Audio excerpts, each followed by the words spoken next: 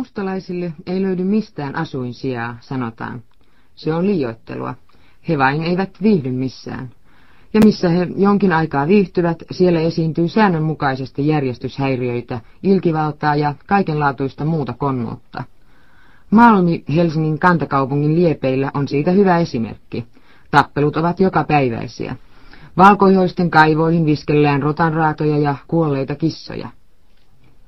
Kaikki mustalaisten suorittamia varkauksia koskevat oikeuden pöytäkirjat yhteen koottuina muodostaisivat stadionin tornin korkuisen pinon. Ja kuinka moni mustalaisen suorittama varkaus on onnistunut, toisin sanoen, että siitä ei ole saatu syyllistä vastuuseen, sitä voi vain arvailla. Jo pienestä pitäen opetetaan mustalaislapset kerjäämään. Etenkin maaseutukaupungissa ja kauppaloissa, asemilla ja toreilla heitä pyörii alituiseen jaloissa markkoja mankumassa. Kerjuulla itsensä elättäminen on valkoihoisilta kielletty, mutta mustalaiset saavat sitä harjoittaa. Onko sekin syrjintää? Ettekö mustalaisille ei järjesty työtä?